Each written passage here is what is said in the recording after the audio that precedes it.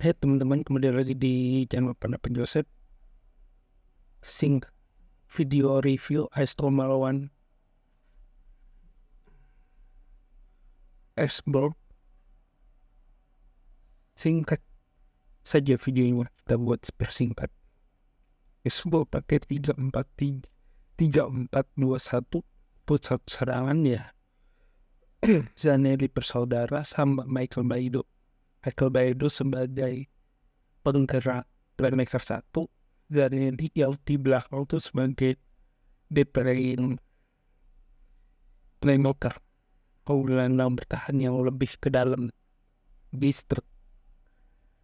Mereka memang stylenya seperti itu, berbeda dengan Roma yang jauh lebih berkualitas. Dia menempatkan Paredes sebagai pusat serangan dan pusat pertahanan. Jadi Paredes itu bisa secepatnya mobile antara bertahan dan menyerang. Nah, kenapa Roma terkesan cukup tidak seirama di babak pertama? Tidak seirama ya karena Zanelli, bad spotnya Zanelli itu bisa lebih cepat memotong bola dari Pensivil, bisa mudah memotong bola dari Leonardo Paredes di babak pertama, meskipun Roma memang menguasai pertandingan.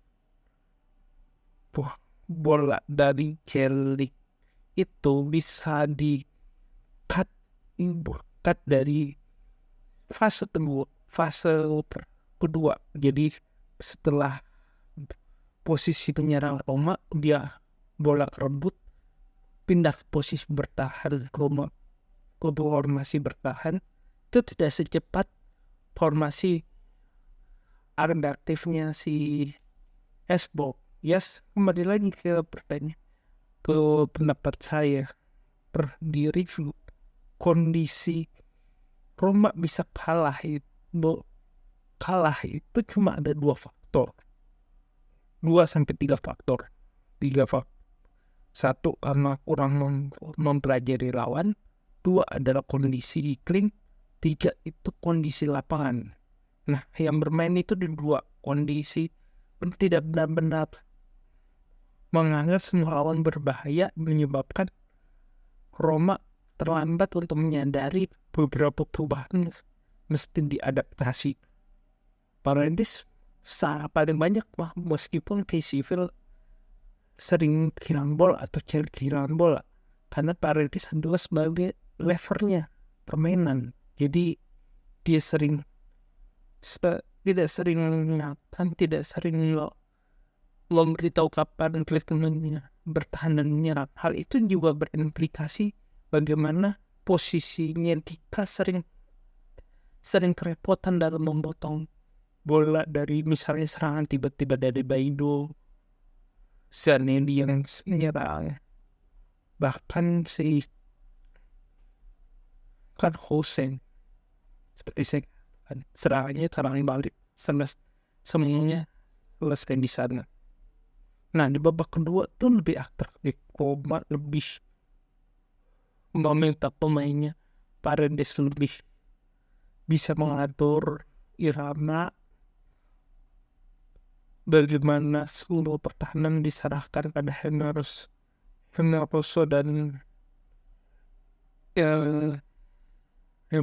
dan si Andika. Memang secara pertahanan sih tidak begitu banyak tenaga yang dikeluarkan si Livar. Cuma 1 serangan, hanya Hood terus serangan Zanelli yang berbahaya, dan itu cuma 2-3 serangan. Sedangkan Roma lebih atraktif. Celik berusaha untuk melepaskan tekanan, tapi tidak begitu berhasil. Pertama Solo juga ya, Solo saya under pressure lah sana Solo ya, terkait dia belum lama pindah dari tim utama ke tim junior Primavera ke Junior atau Primavera ke Pro. Gue Manusia habis itu ke Juventus. Masih ada kegambangan di situ. Kedua adalah yang paling fatal yang terjadi di Solo, ya kayak bermain sendirian. Beberapa tendangannya cukup bagus, tetapi untuk benar-benar menghasilkan gol itu tidak cukup bagus. Ada 4 pergantian dan 4 artinya efektif. Menurut El Shaarawy memberikan tekanan, Paredes memberikan tekanan, Dia Cristante sedikit memberikan tekanan, tapi beda ya menitnya. Di bawah memberikan tekanan, Dorfi memberikan tekanan, meskipun loh Rika nggak memberikan tekanan benar-benar sebagai striker, tapi dia sudah berusaha memaksa lawan itu, menarik lawan itu. Kemampuan dia menarik lawan itu, yes, bisa kita lihat di sana. Bisa ada tarikan dari Dorfi sama tarikan dari Pellegrini yang menyebabkan Pellegrini lebih bisa melakukan tendangan-tendangan. Beberapa tendangannya juga benar-benar membuat mendukung Ramos Porgentung, pemain harus berusaha mengandalkan, tapi memang tidak ada gol yang tercipta. Ya kesalahannya sih kalau aku bilang ya, tim kedua atau tim yang melakukan perubahan kedua itu tidak cukup mampu melakukan sebuah upaya yang benar-benar yang bisa membuat takut. Dengan membunuh sejak awal itu memang ada, tetapi skema Zurich memang tidak bisa diaplikasikan oleh baik dengan pemain. Sekali lagi ya, ini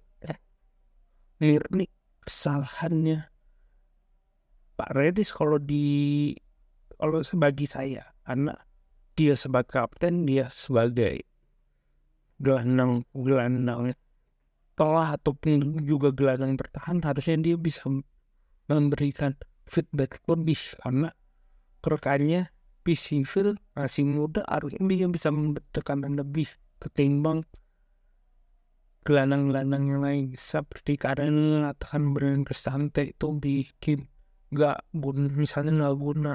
Ya di pertandingan ini yang kalian bela Paredes juga nggak guna juga. Ya sekian dari saya, kurang lebih mohon maaf. Jika suka silahkan like video ini, subscribe pendapat jadi saya. Ada kritik dan saran terus di komentar, ide tulis komentar. Akhir kata, terima kasih.